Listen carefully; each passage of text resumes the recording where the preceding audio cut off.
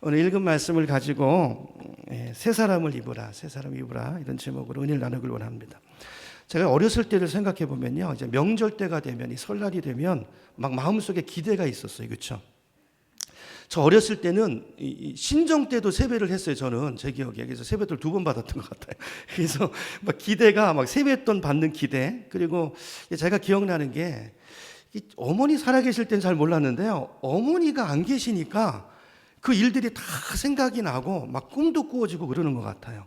저희 좀 어렸을 때 어렵게 살았는데도 새해가 되고 설날이 되면 어머니가 꼭 가가지고 시장 가가지고 새 옷을 하나 사오셨어요.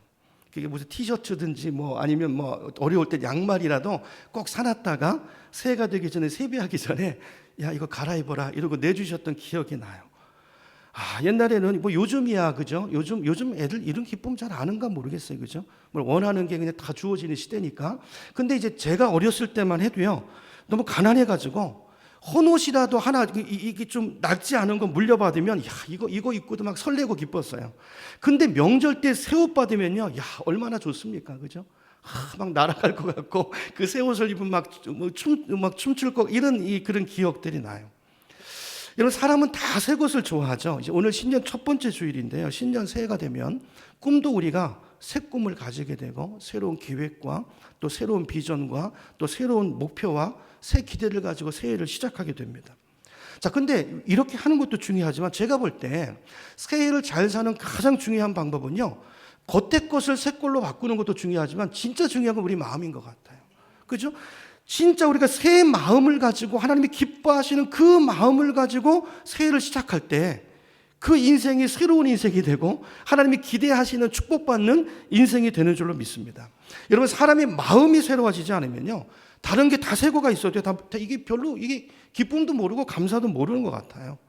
여러분 아무리 새 집에 들어가서 살면 뭐 하겠습니까? 먼저 살던 집보다 지금 사는 집이 2배, 3배가 되고 엄청나게 뭐 가구도 바꾸고 그런다고 할지라도 마음이 헛마음 우중충한 상처받은 마음 그거 그대로 갖고 있으면요 이거 아무것도 아니에요.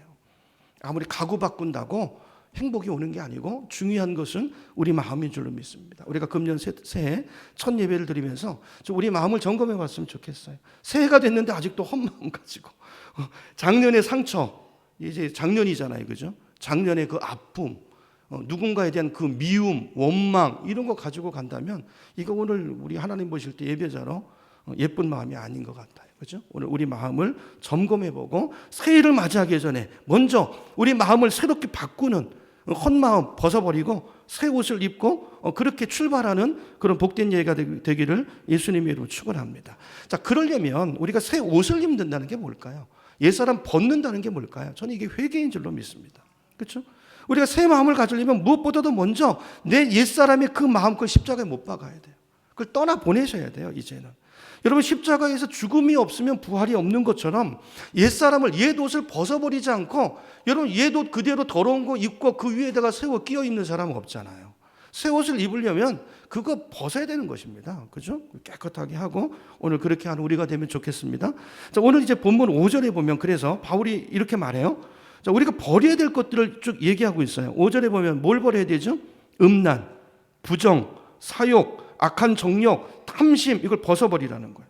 이걸 벗고 새 옷을 입으라는 거예요. 새 옷을, 새 역사를 기대하라는 것입니다. 여러분 오늘 이 항목 중에 한 가지라도 아직 내 마음속에 남아있는 것들이 있다면 여러분 이 시간에 기도로 말씀으로 예수님의 이름으로 다 벗어버리고 그죠? 다 정리하시기를 축복합니다. 또 8절로 가보세요. 8절로 가보면 벗어야 될 것이 뭔가 또 이야기하고 있어요. 또 뭐가 있죠? 분함. 여러분 아직도 분함 있는 분 있으세요? 그 왼수 생각 이거 벗으시기 바랍니다. 이게 말씀드렸잖아요. 이게 우리가 화낼 때 속에서 우리가 뭐 호르몬이 나오는데 이게 독이라고 그러잖아요. 나를 죽이는 것입니다. 주님이 나를 위해서 그러시는 거예요. 그 사람이 아니고 나를 위해서. 분함 버리시고 노여움과 악의와 비방과 부끄러운 말을 어떻게 하라고요? 벗어버리라 그랬어요. 여러분 이렇게 하려면 철저한 회개가 있어야 돼요. 여러분 예배 전에 이제 우리 오늘 금년부터 이제 예배 순서에 그 장로님 기도하시기 전에 이제 우리 같이 이제 회개하는 시간이 있잖아요. 이건 굉장히 중요한 시간입니다. 우리가 정신없이 세상 속에 살다가 그냥 주님 맞을 수 없어요. 그 상태로 주님이 주신 은혜의 옷을 입을 수 없어요. 벗어야 돼요. 정리하시고 벗을 걸 벗으시고 정리할 걸 정리하시는 너무 중요한 것입니다. 철저한 회개. 여러분, 오늘 우리가 뭘 회개해야 될까요? 먼저 우리가 믿음으로 살지 못한 거 여러분 회개하셔야 돼요. 말씀대로 살지 못하고 주님 뜻대로 살지 못하고 입술로만 주여 주여 하고 우리 삶은 엉뚱한 데가 있고 이렇게 살았던 순종이 없는 믿음, 따름이 없는 믿음, 머릿속에 머물러 있는 행동이 없는 이 가짜 믿음, 이거 이제 청산하셔야 됩니다. 가짜 믿음 청산하시고 진짜 믿음으로 장착하고. 우리 송구영 씨 때 예배 제목이 뭐였죠? 말씀 제목이? 금방 잊어버리셨죠? 어떤 말씀을 주시든지 어떻게 하겠습니다? 그대로 하겠습니다. 그렇죠? 토달지 않고 금년 한 해 우리가 그렇게 살기를 결단하는 우리가 됐으면 좋겠어요. 오늘 이 시간 중요한 거 첫 번째는 회개입니다. 회개해야 돼. 회개. 우리가 이렇게 정말 마음으로, 그렇죠? 새 옷을 입기 위해서 옛사람을 벗어버리는 이 회개가 있을 때 성경에 약속이 있어요. 사도행전 2장 38절 보여주세요. 우리 같이 읽어봅니다. 같이 읽습니다. 시작. 베드로가 이르되 너희가 회개하여 각각 예수 그리스도의 이름으로 세례를 받고 죄 사함을 받으라. 그리하면 성령의 선물을 받으리니. 굉장히 중요한 말씀이에요. 우리가 회개하면요, 철저히 회개하면 첫째 죄 사함, 이 죄 사함 정도가 아니라 여러분 하나님은 이미 용서하셨어요. 우리가 이 마음을, 바른 마음, 새 마음을 계속 갖길 원하시는, 하나님 우리 약함을 아세요. 그래서 1년 단위로 끊어주시고 한 달 단위로 끊어주시는 거예요. 새해. 우리가 시작은 잘 시작하지만 우리가 육신이 약해서 못 살잖아요. 또 계속 중요한 것은 계속 새 마음을 갖는 거예요. 6번 넘어지면 7번 일어서는 거예요. 이게 중요합니다. 이러면서 모르는 사이에 성장하는 것입니다. 그렇죠? 자, 중요한 것은 죄 사함만 받는 게 아니라 뭘 선물로 주신다고요? 성령님을 보내주신대요. 이게 중요해요. 여러분, 성령님이 오셔야, 그분이 하셔야 내 삶에 진짜 변화가 일어나요. 예수님은 어디 계시죠? 하나님 보좌 우편에 계세요. 우리 요한복음 2장 말씀을 봤잖아요. 송구영신 예배 때. 문제를 가지고 주님 앞에 가니까, 주님을 모시니까 진짜 변화가 일어나잖아요. 그 변화는 껍데기 변화가 아니고 진짜 변화라고 그랬어요.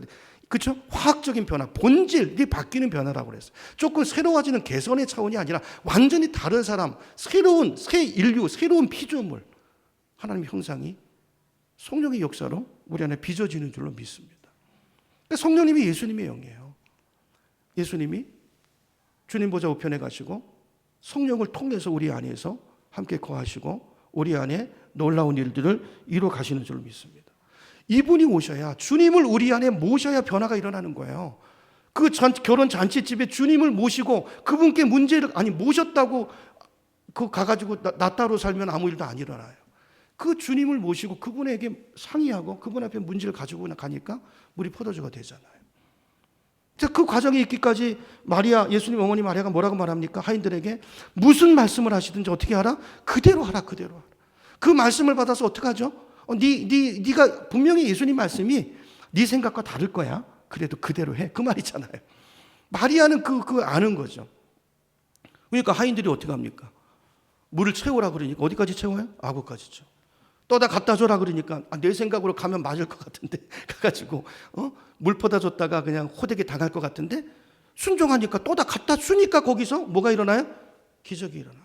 여러분, 금년 한 해가 이런 인생이 되기를 축원합니다. 자, 성령이 오셔야 변화가 일어나는데 9절 10절 보세요. 어떤 변화가 일어날까요?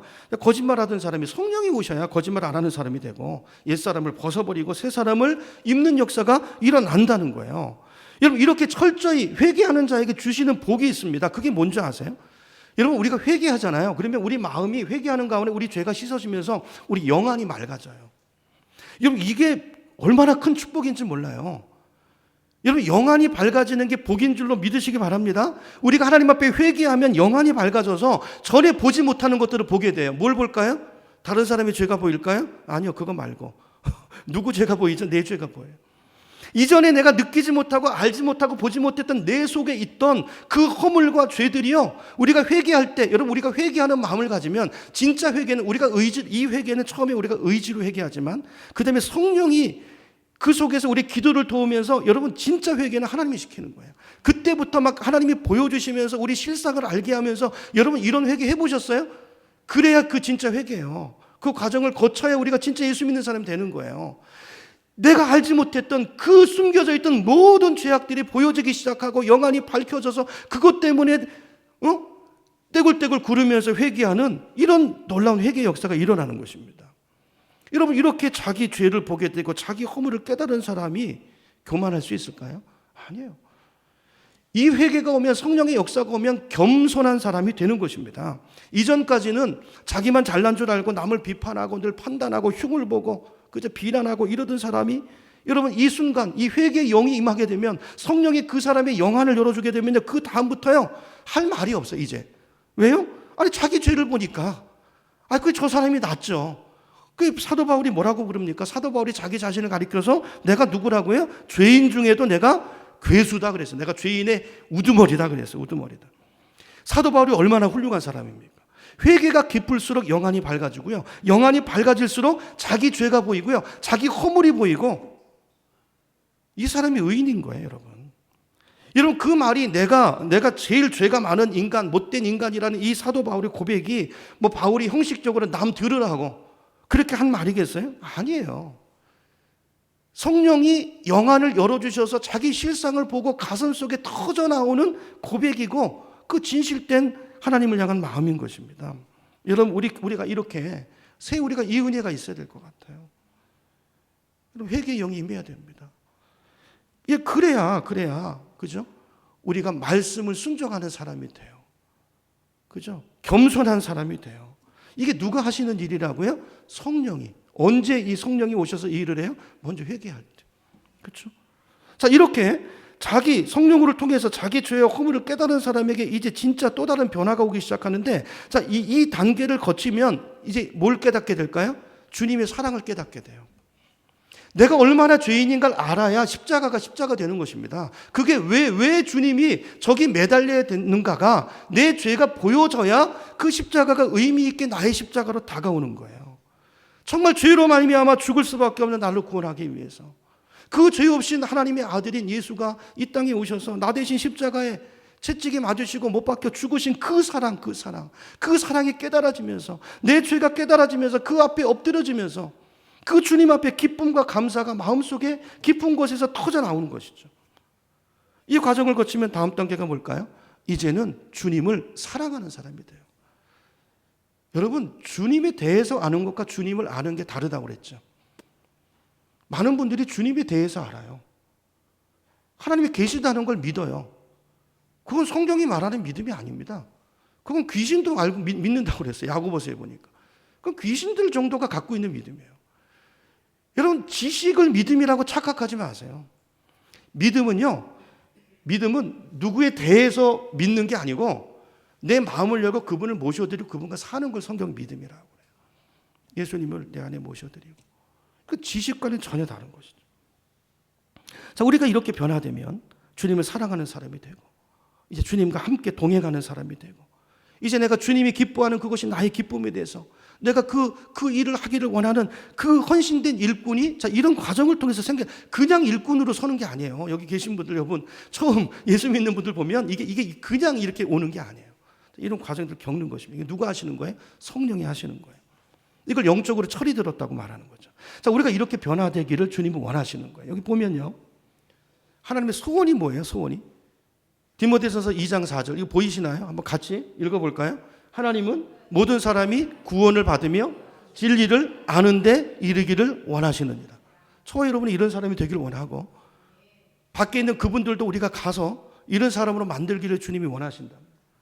그 밑에 하나님의 소원이 나의 소원이 되길 원합니다. 그 밑에도 읽어볼까요? 시작. 영혼 구원하여 제자 삼는 삶을 살기 원합니다. 여러분, 이게 금년 한 해 우리 비전과 목표가 되기를 원합니다. 그렇죠? 하나님, 우리가 이런 삶을 살기를 원하는 거예요. 여러분, 여기에 행복이 있습니다. 이거 우리 쥐어 짜시는 게 아니에요. 이렇게 살 때, 오늘 이제 말씀을 통해서 이걸 계속 확인해 볼 건데요, 이게 왜 중요한가? 왜 우리 삶에 기쁨이 없을까요? 주님 하라는 거 안 하니까 그래요. 왜 교회 안에 제자가 안 만들어질까요? 제자 훈련을 하기는 하는데, 제가 생각해 보니까, 제가 작년 한 해 계속 그걸 생각해 봤어요. 제자 훈련을요, 주님 하라는 대로 안 하고 다르게 해서 그래요. 다르게 내 생각대로 하니까 주님의 제자가 안 만들어지는 거예요. 여러분, 우리는 말씀대로 살아야 됩니다. 말씀 안에 우리 인생의 모든 답이 있어요. 자, 오늘 이제 누가복음 13장으로 한번 가보겠습니다. 누가복음, 스크린에도 있나요? 여러분 성경으로 찾아보세요. 누가복음 13장 6절부터 보겠습니다. 6절부터.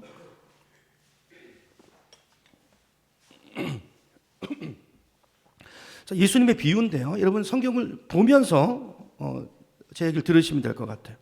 자, 어떤 사람이 예수님의 비유입니다. 자, 어떤 사람이 포도원에 무화과 나무를 심었대요.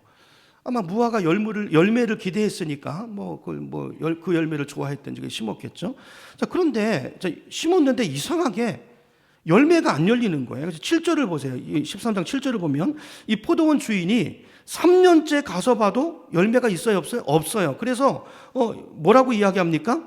이거 그 열매 얻으려고 했더니 열매는 안 맺으니까 이거 찍어 버려야 되겠다. 괜히 땅만 차지하고 있고. 자, 그렇게 찍어 버리려겠다는 생각을 하죠.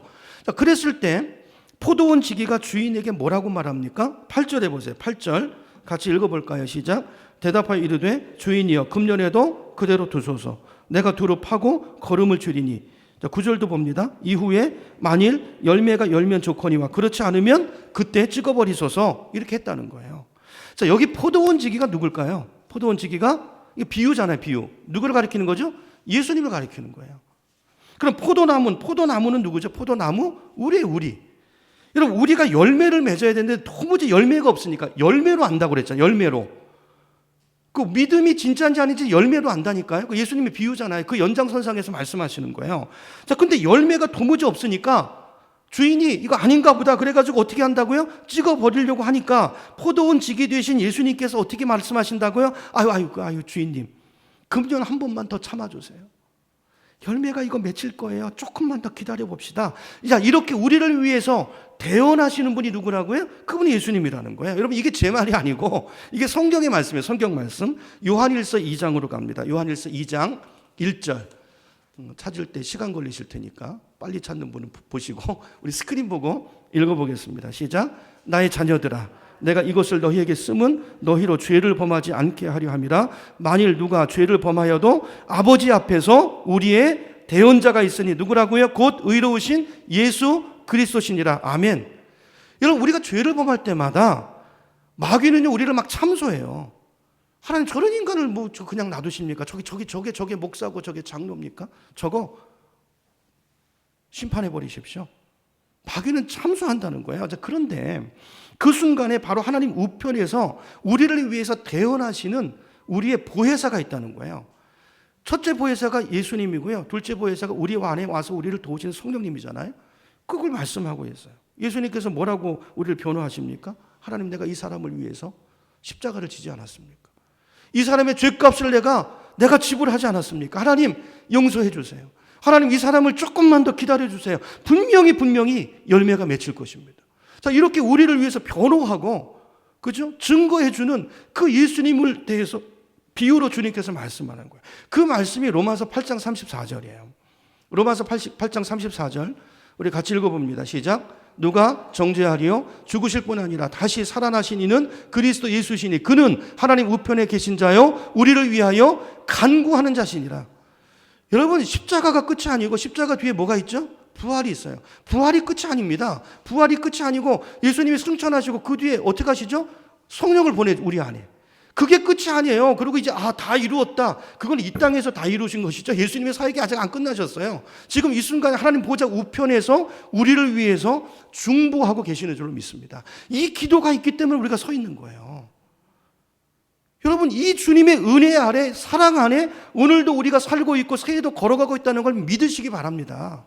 우리 죄가 사했고 우리를 참소하는 자가 있지만 그럼에도 불구하고 하나님의 아들 보혜사이신 예수 그리스도, 그분이 보좌 우편에서 우리를 위해서 중보하고 계시고, 그것도 못 믿어서 우리 안에 누굴 보내셨어요? 그분의 영이신 성령을 우리 안에 보내셔서 우리를 도우신다고요. 우리가 아주 넘어지지 않도록. 그렇죠? 그러니까 이게 얼마나 큰 하나님의 은혜입니까? 여러분, 우리가 이렇게 놀라운 주님의 사랑과 이렇게 섬세한 주님의 은혜 가운데 오늘 서 있다는 걸 우리가 안다면, 이 사실을 정말 믿는다면, 여러분, 우리가 어떻게 하나님 앞에 감사하지 않을 수 있겠습니까? 감사해야죠. 우리가 어떻게 하나님에게 충성하지 않을 수 있겠습니까? 충성해야죠. 어떻게 그분을 우리 왕으로 모시지 않을 수 있겠습니까? 그분이 정말 우리의 진정한 왕이세요. 그런데도 우리 속에 감격이 없고 기쁨이 없고 순종이 없다면 이건 그 사랑을 모르는 거예요. 성경이 그렇게, 이거 제 말이 아니에요. 전부 다 성경 말씀이에요. 그래서 여러분, 은혜를 받고 변화된 사람들은요, 영적으로 철이 든 사람들의 특징이 뭐냐면, 첫째, 주님의 사랑을 깨닫습니다. 첫째, 자기가 누군지를 보게 되고, 이게 영안이 다 막혀가지고요, 그 성경에 보면 마귀가 우리 이 눈을 혼미케 해가지고 다 가려가지고 모르는 거예요. 회개하기 시작하면 성령이 오셔서 그걸 걷어버리면 내가 누구인가를 알게 되고, 그러면 이제 놀라는 거죠. 어찌할꼬. 그렇죠? 주님의 사랑을 깨닫게 되고요, 십자가 사랑 앞에 엎드려지게 되고요, 그 주님의 사랑에 감격하게 되고요, 이제 내가 그 주님의 사랑에 젖어서 주님을 사랑하고 충성하는 사람으로 변화되는 거예요. 이 일을 누가 하신다고요? 예수가 하셨고, 이 계획을 누가 세우셨어요? 이 꿈이 하나님의 꿈이에요. 이 하나님의 꿈을 이루기 위해서 누가 오셨어요? 아들 예수가 순종해서 오셨어요. 여러분, 예수님의 가장 큰 특징이 순종입니다. 예수의 영이 임한 사람들에게 나타나는 가장 큰 열매가 뭐냐면 순종이에요. 순종. 여러분, 순종하세요. 가정에서 부모님에게 순종하시고. 여러분, 그게 왜 중요하냐면요, 그래 하늘문이 열려요. 정말이에요. 그래서 성경에 얼마나 그런 말씀들이 있습니까? 하나님이 세우신 질서에, 권위에 순종하도록. 예수님이 그렇게 하셨어요. 예수님이 그렇게 하셨어요. 자, 우리가 이렇게, 그러니까 그러므로 이제 이렇게 철이 든 사람의 특징은, 자, 이걸 깨달으니까 어떻게든지 주님 말씀대로 살려고 해요. 내 뜻을 버려놓고, 왜냐면 그 뜻이 더 좋다는 걸, 그 사랑을 깊이 알아버리니까 그분께 내 인생을 맡기는 인생을 살게 돼요. 자, 그러다 보니까 하나님의 사랑과 축복을 더 받는 인생이 되는 것입니다. 성경의 원리예요. 그게 이제 요한복음 14장 21절인데요. 보여주세요. 여러분, 이건 암송하세요. 제가 자주 얘기하죠. 암송하세요. 14장 21절 같이 읽습니다. 시작. 나의 계명을 지키는 자라야 나를 사랑하는 자니, 나를 사랑하는 자는 누구에게? 내 아버지께 사랑을 받을 것이요, 누구도 나도 그를 사랑하여 그에게 나를 어떻게 하리라? 나타내리라. 이거 주님의 약속입니다. 이게 계속 반복되는 거예요. 성경에 이게 계속 반복돼요. 누가 예수님을 사랑하는 자라고요? 여러분, 예수님에 대해서 믿는 사람이 되지 마시고 제 얘기를 잘 들으셔야 돼요. 예수님을 믿어야지 예수님에 대한 지식을 인정하는, 이걸 믿음이라고 착각하는 인생 살지 마시고, 그건 믿음이 아닙니다. 지식이에요, 지식. 그죠? 누가 예수님 살아가는 자라고요? 계명을 지키는 자입니다. 말씀을 사는 사람이에요. 그 사람, 이게 왜냐하면 예수님의 말씀을 정말 예수님의 사랑, 그 사랑을 깨닫고, 아까 제 과정을 말씀드렸잖아요. 내가 누구인 줄 알고 내 죄가 보여지고, 그래서 십자가를 깨닫게 되고, 그 속에서 주님의 사랑 앞에 엎드려지고, 그래서 내가 주님을 사랑하게 되고, 이 과정이 없으면 주님 말씀에 순종 못해요. 못합니다. 주님이 죽으라는 자리에 가서 못 죽어요. 서라는 자리에 못 서요. 주님이 안 믿어지는데. 여러분, 금년 한 해 동안 우리가 말씀 앞에 더 가까이 다가가서 주님의 말씀이라면 100% 순종하는 그 단계로 나갈 수 있는 저 여러분 되기를 축복합니다. 가라면 가고 서라면 서고, 하라는 거 하시고 하지 말라는 거 안 하시고, 우리를 위해서 다 하시는 거예요. 신명기 10장 13절 말씀 기억나시나요? 모든 율법은요, 우리 행복을 위해서 주신 거라고 그래요. 우리 사랑을 위해서 주신 거라고 그랬어요. 여러분, 이 순종이 있는 사람이 예수님을 사랑하는 사람이고, 이 순종과 따름이 있는 사람한테는 약속이 있어요. 주님이 맨날 나타나신대요. 순종하는 자리에 그게 하나님이 주신 말씀이니까 나타난다는 말은 뭐예요? 왜 나타나시죠? 그 책임지시려고, 그 말씀. 우리 인생을 책임지시려고. 당신을 왕으로 모시고 사는 그 당신의 자녀, 당신의 백성을 그 자리에서 책임지시고 보호하시고, 그 말씀이 이루어지는 그 증거로 삼으시기 위해서, 영광 받으시기 위해서 그 자리에 찾아오신다는 것입니다. 여러분, 금년 한 해 이게 우리의 간증이 있어요. 간증이 있어요. 저는 이제 금년 한 해 매주일 예배 때마다 간증이 있었으면 좋겠어요. 다음 주부터 간증합니다. 조금 묵은 간증이긴 하지만 이제 그 종작 간증이에요. 우리 그 우물물 풀 때도 이거 해야 되잖아요. 저번에 우리 그 뭐예요? 그 저기 간증 2분 들었는데, 은혜, 저만 은혜 받았나요? 너무 은혜가 돼가지고 2020년 하나님 매주 간증이 있게 해주세요. 제가 이렇게 기도했는데, 그렇게 되기를 축복합니다. 믿음은 순종이에요. 순종 없으면 아무것도 아닙니다. 그죠? 제가 다시 말씀드릴게요. 예수님에 대해서 아는 것, 그거 아무것도 아니에요. 여러분, 신학 교수들 하면서 그 예수님 그래서 얼마나 많은데요. 정보가 아니고 그거 아무 힘이 없어요. 귀신도 믿는 믿음. 그리고 거역하고 그 지식을 가지고 믿음은 말씀대로 사는 거예요. 주님을 모시고 그분과 동행하는 게 믿음인 줄로 믿으시기 바랍니다. 예를 들어서 예수님께서 그런 말씀하시잖아요. 너희 원수를 사랑하라. 이게 이해가 됩니까? 감정에서 이게 받아집니까? 안 되잖아요. 근데도 말씀이니까 내 몸을 움직여서 의지로 쳐서 복종해서 그렇게 하는 거예요. 이렇게 하면 그때 역사가 일어나요. 여러분 이게 말씀이니까 하잖아요. 머리로 이해가 안 돼요. 원수를 어떻게 사랑합니까? 안 되죠. 그 하면은요, 거기 누가 이 마음을 먹으면 성령님이 나타나, 그 다음은 순종하고 발동을 그 다음은 주님이 하세요. 그걸 통해서 역사가 일어나요. 여러분, 순종이 없어서 이 땅 잃은 것입니다. 사회를 비판하지 마세요. 우리는 그럴 자격이 없는 사람들이에요. 우리가 안 살아서 그런 거예요. 로마서 12장 17절로 한번 가보겠습니다. 여기 한번 찾아보시죠. 로마서 12장 7절. 찾기 어려우신 분은 스크린 보셔도 됩니다. 로마서 12장 17절부터 볼게요. 그래서 여러분, 그 신앙을요, 여러분 명사로 만들지 마시고 자꾸 동사로 만드세요. 왜냐하면 행하기 위해서 그 동사로 받으셔서 그 말씀을 한 주간 동안 사시기를 축복합니다. 그게 믿음이에요. 그 순종 위에 믿음이 있고 그래야 하나님이 경험되고 체험되고 주님이 나타나시는 거예요. 명사로 갖고 있으면 아무것도 아니에요. 그 이론이고 철학이 되고 그러면 어디로 가는 줄 아세요? 교만으로 갑니다. 거긴 누가 붙을까요? 성령님이 붙는 게 아니라 명사로 있으면요 마귀가 붙어요. 그래서 교만이 돼가지고 그거 가지고 다른 사람 찌릅니다. 여러분 움직이셔야 돼요. 기도만 하고 있으면 안 됩니다. 움직이셔야 돼요. 보세요. 이제 로마서 12장 17절로 보면 이 말씀을 쭉 제가 읽어갈 텐데요. 여기서 동사를 찾아보세요. 그리고 이거를 여러분 삶에 나에게 주는 말씀 받고 순종하기를 힘쓰세요. 결과를 생각하지 마시고 내가 더 속상할 것 같고 그건 마귀가 주는 마음이라니까. 이렇게 순종하면 내가 억울함을 당하고 내 인생이 아주 망해서 문드러질 것 같죠. 내 마음이. 그건 마귀가 주는 마음이라니까요. 순종하면 반전이 일어나요. 하나님이 없으면 나만 죽어요. 그러니까 하나님이 없으면 나만 죽는데 이게 하나님의 말씀이니까 주님을 초대하면서 순종하면 거기 하나님이 나타나세요. 그래서 우리가 생각하는 결과가 안 나타나요. 축복이 와요. 중요하거든요. 자, 읽어볼게요. 아무에게도 동사가 뭔가 보세요. 악을 악으로 갚지 말고 어떻게 하라? 선한 일을 도모하라. 이 동사잖아요. 악으로 갚지 마세요. 그리고 선한 일을 도모하세요. 그 다음 그 밑에 보세요. 모든 사람과 더불어 어떻게 하라? 화목하라.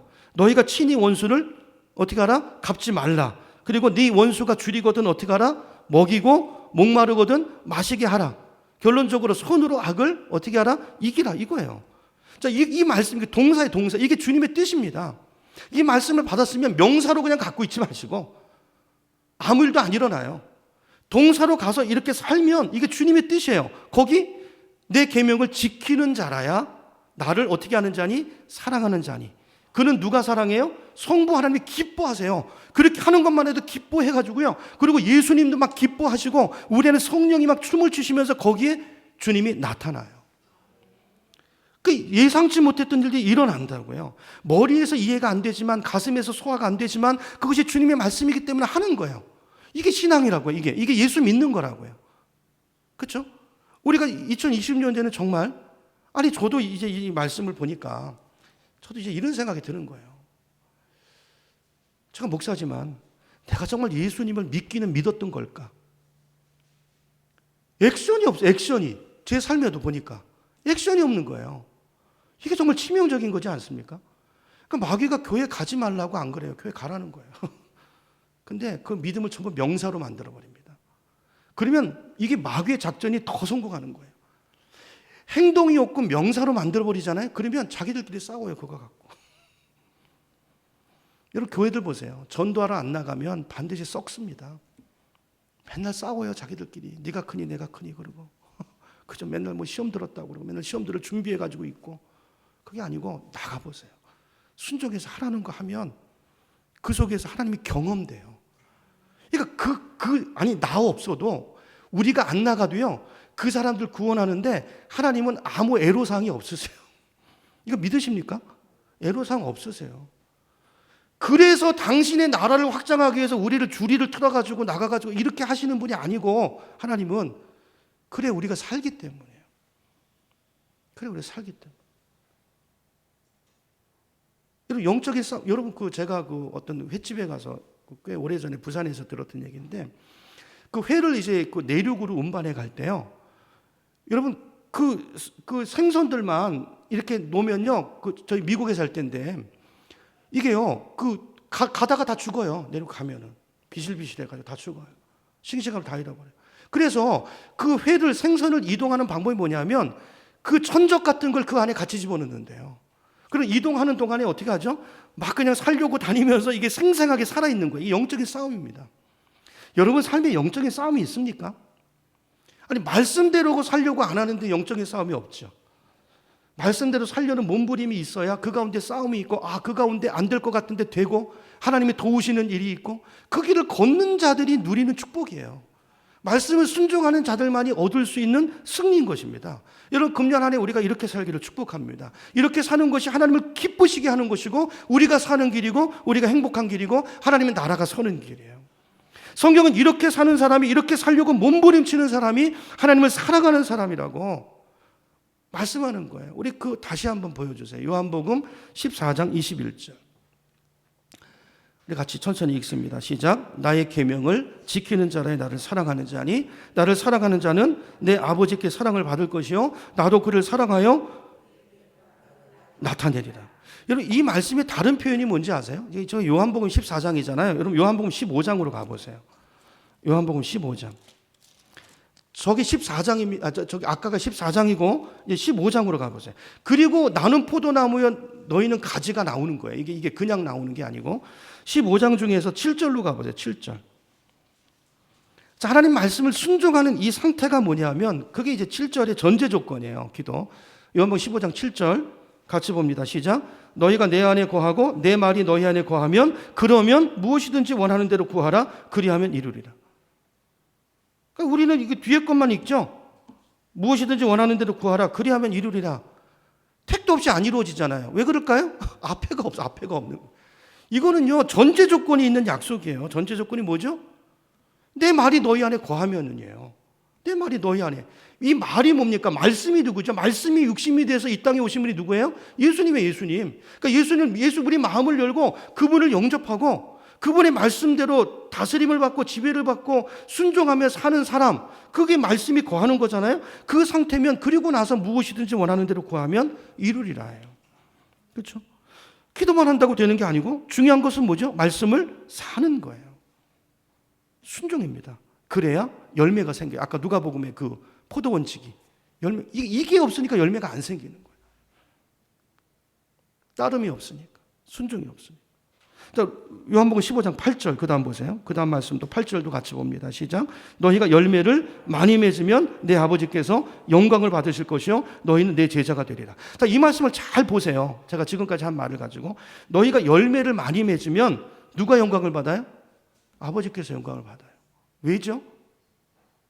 왜 우리가 열매를 맺는데 아버지가 왜 영광을 받습니까? 그게 말씀에 순종해서 생긴 열매이기 때문에 그래요. 내 힘으로 얻은 열매가 아닙니다. 말씀이 안 될 것 같은데, 그러니까 이제 원수를 사랑하라 그랬는데 내 생각에 그거 원수를 어떻게 사랑해? 그거는 그냥 하신 말씀 이러고 안 하면 열매가 없는 거예요. 이게. 그러니까 아까 그게 그 말이에요. 누가복음에 열매가 안 생기는 거야. 그러니까 하나님이 왜 열매가 안 생기냐? 쟤는 저거. 그래서 세례 요한이 왔을 때도 그랬잖아요. 도끼가 나무 뿌리에 놓였으니 열매 없는 자마다 찍어 던지오리라, 그 말씀입니다. 열매가 없어요. 당시 바리새인, 사두개인들, 종교인들 보세요. 이파리만 많은데 이파리가 뭐죠? 종교 생활에 뭘 하기는 많이 해요. 맨날 예배도 드리고 헌금도 하고 11조도 하고 맨날 봉사도 하고 뭐도 하는데 열매가 없어요. 열매. 도대체 왜 열매가 안 생기냐? 순종이 없는 거예요. 그러니까 이 열매는 우리가 말씀에 순종할 때, 안 될 것 같지만 말씀이 순종할 때, 그게 하나님을 살아가는 자니까 약속대로 주님이 거기에 나타나서 주님의 능력으로 맺어진 이 열매가 많아. 여러분 이 열매가 많으셔야 돼요. 이거 세상의 성공과 출세와 다른 것입니다. 명예와. 이거는요 여러분 그런 열매 맨날 구해보세요. 그게 내 인생을 행복하게 만드나. 제가 단언하는데 적이 더 많아질 거예요. 그렇게 가시면. 인생이 더 불행해집니다. 그럼 뭘 위해서 그렇게 하죠? 오늘 오후 예배 때 얘기하겠지만 여러분 목적이 이끄는 삶이 되셔야 돼요. 여러분 왜 사업하시고 왜 공부하시고 왜 좋은 직장 구하세요? 목적이 있어요. 목적이. 돈 벌기 위해서입니까? 행복을 위해서입니까? 아니요. 그렇게 해서 행복이 안 얻어져요. 생각 달리 하셔야 돼요. 제가 단언하건대 그렇게 해서 절대 돈이 목적이라면 난 할 말이 없어요. 그분한테는. 하나님의 영광이 목적이 되고 주님의 뜻이 목적이 되면 열매가 맺히고 그 가운데 내 인생이 진짜 행복한 삶으로 그 과정 속에 만들어지는 거예요. 여러분 금년 한 해 우리가 이런 복을 누리기를 축복합니다. 또 요한 1서 3장 22절에 보면 요한 1서입니다. 이건 이제 제가 읽을게요. 사도 요한이 이렇게 고백해요. 무엇이든지 구하는 바를 그에게서 받나니 이는 우리가 그의 계명을 지키고 그 앞에서 기뻐하는 것을 행함이라 그랬어요. 이 말씀은요 이론이 아니고 요한의 간증입니다. 사도 요한의 간증이에요. 그러니까 내가 사도 요한이 자기 고백을 얘기하는 거예요. 내가 무엇이든지 나는 구하는 걸 다 받는다. 여러분 그런 인생 되고 싶으시죠? 근데 그게 원인이 있어요. 이는 내가 그분의 계명을 지키고 그분이 기뻐하시는 것을 행하는 행함, 순종이 있기 때문이라는 거예요. 요한이 그걸 나중에 깨달은 거예요. 성령이 오시고 나서 그 뒤에 요한이 변화됐잖아요. 요한이 처음에 어떤 사람인지 아시죠?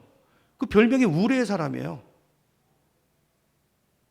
우리 성격 없는 사람 없잖아요. 우리 다 우레 기질이 다 있잖아요. 이 폭발하는. 근데 이 사람이요 십자가의 사랑을 알고 사랑의 사람으로 바뀌었어요. 누가 한 거죠? 이 본질적인 변화입니다. 성령이 하신 변화예요. 여러분 그런 척하는 거 말고 여러분 그런 척하기를 그치시기 바랍니다. 가면을 벗으세요. 제발 교회 와서 가면 쓰지 마시고. 성장이 안 일어나요. 바리새인 평생 그렇게 살다가 망했어요. 자기를 드러내셔야 돼요. 고백하셔야 되고 그리고 회개하셔야 돼요. 그래 성령이 오셔서 진짜 변화가 일어나요. 척하는 거 말고 사도 요한은 본질이 바뀌어서 사랑의 사람. 그리고 하나님을 정말 사랑하는 사람이 됐어요. 그리고 말씀을 따라 살다 보니까 그 하나님의 경험되는 거예요. 그 고백이에요. 무엇이든지 나는 구하는 바를 그에게 받는다는 거예요. 이는 우리가 그의 계명을 지키고 그 앞에서 기뻐하는 걸 행하. 여러분 여기 자기 간증인데 왜 우리라고 해놨을까요? 왜 우리라고 해놨을까요? 나만 그런 게 아니라 당신도 그렇게 된다는 거예요. 당신도 이렇게 살면 내가 받은, 그래서 우리예요, 우리. 이건 공동체입니다, 공동체. 우리 예수 믿는 사람이 동등하게 누리는 축복이라는 것이죠. 여러분, 하나님이 가장 기뻐하는 게 뭘까요? 자, 그러면 계명을 지키는 하나님을 사랑하는 거라고 그랬는데 계명이 뭐죠? 하나님이 가장 기뻐하는 게 뭐죠? 주님의 꿈이 주님의 꿈이 뭐죠? 요한복음 15장 12절 볼게요. 요한복음 15장 12절. 요한복음 12장 12절 같이 읽어볼까요? 시작. 내 계명은 곧 내가 너희를 사랑한 것 같이 너희도 서로 사랑하라 하는 이것이니라. 여러분 세상에 참 하여튼 뭐 사랑을 많이 얘기하잖아요. 세상도. 예수님이 단서를 딱 달아서 그런 사랑 말고 딱 그죠? 사랑인데 사랑하는 건데 계명은 사랑인데 그 세상에서 말하는 노래하는 그 사랑 말고 내가 너희를 사랑한 그 사랑. 이거 너무 어렵죠. 우리를 위해서 죽으신 그 사랑. 그 사랑. 이 사랑은 누가 할 수 있을까? 여러분 인간 사회도 보면요. 누가 사랑하냐면 사랑을 받아본 자가 사랑해요. 그죠? 사랑 못 받은 사람, 상처 많은 사람은요 맨날 아우성쳐요. 나 좀 사랑해달라고. 나 좀 주목해달라고. 그때 사랑 못 받은 사람. 이 세상에서도요. 그 세상의 사랑도 사랑을 받아본, 사랑을 아는 경험이 있는 사람이 그 사랑을 흘려보낼 수 있는 여지가 있어요. 여러분 이 사랑, 그 인간적인 그 사랑 가지고 못합니다. 예수님처럼 못해요. 누가 할 수 있죠? 누가 할 수 있죠? 그 예수님의 사랑을 경험에 아까 말했죠. 깨달아 아는 사람. 그 십자가 앞에 그 전에는 회개가 있어요. 철저한 회개. 내가 누구인지 나를 보는 그 영안이 열려지고 나 같은 죽을 죄인이 나를 위해 저분이 죽으셨구나. 여러분 이 사랑 앞에 떼굴떼굴 굴러보셔야 돼요. 이거 없으면 아무것도 아니야. 그 뒤에 포장하고 사는 거예요. 가짜입니다. 열매가 안 맺혀요. 아까 예수님의 그 포도원 지기, 그 예수님의 그죠? 열매가 없어요. 열매가 없어요. 여기 보세요. 내 계명은 내가 너희를 사랑한 것 같이 너희도 서로 사랑하는 것이니라. 예수님 우리 어떻게 사랑했죠? 우리가 어떤 상태에 있을 때입니까? 원수 되었을 때, 죄인 되었을 때, 망나니 노릇하고 있을 때, 연약할 때. 그러니까 이 말은 뭐냐면요, 원수까지도 사랑하라는 그 말씀이에요. 사랑할 수 없는 그 사람을 사랑하라는 말씀이에요. 그 사람을 너에게 아픔을 주고 찌르는 그 사람이지만 그 사람의 허물을 덮어주고 네 머리로 이해가 안 되지만 네 가슴으로 이해가 안 되지만 내가 그렇게 너를 사랑하지 않았니? 근데 여기 여러분 예수님은 그 십자가 뒤에 예수님의 부활이 있잖아요. 네가 그 순종의 길을 갈 때 네 인생에 진정한 부활이 있을 거라는, 우리가 그 순종의 길을 걸어갈 때 그때 하나님이 가장 기뻐하시고 그것이 주님이 원하시는 삶이에요. 여러분 우리가 새해를 맞아서 우리가 새 마음을 가지고 출발해야 되는데 우리에게 꼭 있어야 되는 마음이 이 결단이고 이 마음인 줄로 믿습니다. 이건 어차피 내 힘으로 안 되는 거예요. 그러니까 안 된다고 하지 마시고, 안 되죠. 맞습니다. 그 말은. 그래서 성령을 보내주시는 거잖아요. 그렇죠? 예수 그리스도의 영, 그분이 하시는 거예요. 그러니까 여러분 이게 여러분 지금 이걸 기억하셔야 돼요. 지금 우리가 신약 시대에 살고 있지만 여러분이 구약 백성입니까? 아니면 신약의 성도입니까? 여러분 심각하게 생각하셔야 돼요. 율법주의적인 신앙생활에 머물러 있는 사람이 너무 많아요. 복음이 뭐죠? 내가 할 수 없는 거기 때문에 주님이 오셔서 그분이 하시는 거예요. 내 힘을 빼고. 우리 지난주 이제 제가 우리 찬양 인도한 이성상 집사님이랑 식사하면서 우리 집사님 그 말이 되게 감동이 되더라고요. 그러니까 찬양하는데 집사님이 이것도 이제 고백이죠. 자기 찬양을 준비할 때 자기가 뭔가를 이렇게 잘해보려고 이렇게 준비를 하면은 그게 잘 안 된대요. 잘 안 된대요. 그게 저도 그런 경험이, 그 순간 사람이 보여요. 동기가 그러니까. 근데 이게 내가 맨날 실패하고 죽쓰고 그래가지고 그래서 그냥 하나님 의지하고 빈 마음으로 가면 내가 준비한 게 없는데 뭐가 잘 되고 은혜가 임하고 그런다는 거죠. 우리 집사님이 이제 15년 찬양 사역을 하셨다는 거예요. 그러면서 힘을 빼는 법을 배웠다는 거예요. 제가 생각해 보니까 15년 되려면 한참 멀었더라고요. 저는 시간이 좀 더 필요한 것 같아요. 그렇게 와서 적용하고 기도한 적이 있는데, 여러분 이 중요합니다. 그죠? 우리 새해 우리가 내 힘을 빼고 우리 초점을요 나에게 두지 말고 하나님께 한번 더 봅시다. 새해 하나님이 기뻐하실 일이 뭘까? 하나님의 꿈, 그죠? 예수님의 성품, 하나님의 권능, 여기 주목하는 거예요. 여러분 내 힘 여기 나 바라봐야 여기 뭐 있습니까? 없잖아요. 그렇죠? 하나님의 꿈, 그죠? 예수님이 뭐라고요? 성품, 내 성격 말고 내 성격 나쁜 거 다 아시잖아요, 여러분도. 예수님의 성품, 거기에 주목하고 매일 그걸 닮아가려고 하고 성령님의 권능, 그죠? 그렇게 시작하면 이게 새 마음이에요. 자, 이렇게 시작하는 그 자체가 누가 기뻐하세요? 하나님이 기뻐하시는 거예요. 하나님 기뻐하시는 거예요. 우리가 이렇게 해서 안 될 것 뻔히 알지만 주님의 뜻이 이루어지기를 원하는 그 마음으로 순종해서 가면 하나님이 기뻐하시고 거기 누가 나타나세요? 주님이 나타나세요. 이게 그 말씀, 세상 끝날까지 내가 너와 함께 하리라. 여러분 이 간증인 우리 삶이 됐으면 좋겠어요. 창세기 28장에 보면 야곱이 그 베델에서 돌베개 베고 그 고단한 인생 가운데 기도하고 소원하는 내용이 나와요. 제가 읽어볼게요. 하나님이 나와 함께 계셔서 얼마나 불안해요, 야곱이. 내가 가는 이 길에서, 우리가 가는 인생길에서 나를 지켜주시고, 지금 미래가 안 보이잖아요, 야곱이. 먹을 것과 입을 것을 주시고 평안히 아버지 집으로 돌아가게 하시면, 그 다음이 중요해요.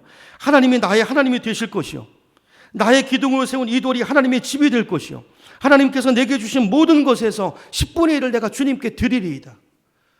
여러분 이 고백이 귀하잖아요, 하나님 보실 때. 그죠? 새해 우리에게 이 고백이기를 축복합니다. 여러분 새해 이게 여러분 경제도 어렵고 이게 길이 안 보이잖아요. 여러분 야곱처럼 이 소망을 좀 가져보세요. 하나님의 소원. 아니 어차피 내 거 말고 하나님의 소원에 내가 집중하겠습니다. 하나님 기뻐 그 일에 집중하겠습니다. 여러분 이 야곱의 기도가 놀라운 기도예요. 이 하나님을 기쁘게 하라는 이 소원을 가지고 기도했더니 그 결심하고 난 뒤부터 야곱의 인생이 풀려요. 외삼촌 집도 쉽게 가고요. 이런 이 결심을 가진 야곱 때문에 누가 살죠?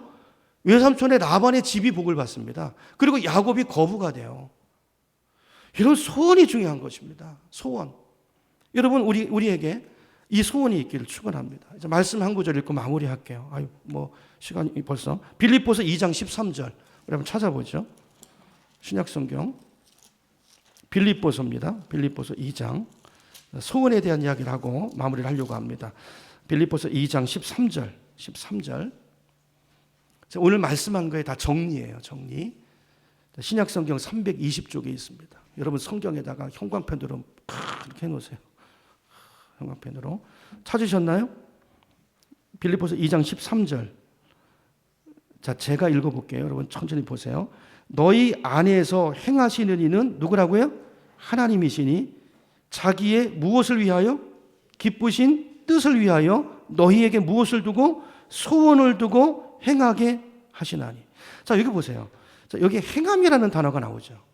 여러분 행함이 없으면 아무것도 안 일어납니다. 하나님 우리 안에서 소망을 주시는데도 내가 안 행해요. 역사가 안 일어나요. 보세요. 다시 읽습니다.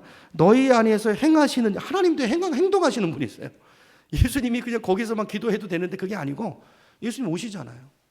오셔서 죽으시죠. 그렇죠? 그렇죠? 그리고 성령님을 보내주시죠. 그리고 성령님도 오셔가지고 계속 일하시는 분이세요. 역사하시는, 행하시는, 우리 안에서 일하시는, 행하시는 분이 누구라고요? 하나님이 우리 안에서 행하신다고요. 뭘 행하요? 하나님이 뜻을 이루기를 원하는데 그 기쁘신 뜻을 위해서 먼저 우리 안에 소원을 두고 행하게 하시나니. 이 뒤에 행하는 건 누가 행하는 거예요? 우리를 행하도록 계속해서 소원을 주고 격려하고 몰아내고 일하게 하고 이렇게 해서 우리 순종을 통해서 하나님의 일을 이뤄 가신다는 거예요. 여러분 우리 안에 성령님이 계십니다. 여러분 가슴에 손을 한번 대보세요. 성령님 계십니까? 손으로는 잘 안 느껴지는 분이지만 여러분 이 하나님을 느끼셔야 돼요. 느끼셔야 돼요. 그 성령님이 우리 안에 어떤 일을 하신다고요? 당신의 기쁘신 뜻을 이루기 위해서 우리 안에 먼저 소원을 두시고, 그 소원은 누구의 소원이죠? 내 소원이 아니에요. 하나님의 소원, 하나님의 꿈, 그게 나의 비전이 되도록 하시고, 그렇죠?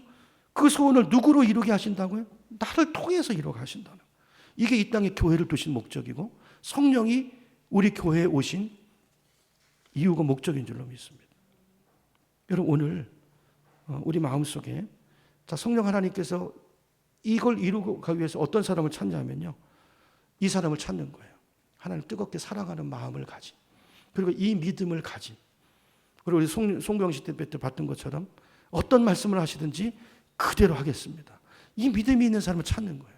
자, 그래서 그대로 갈 때 우리를 통해서 주님께서 놀라운 역사를 우리 가운데 이루어질 줄로 믿습니다. 금년 한 해 우리에게 필요한 건 이 마음이에요.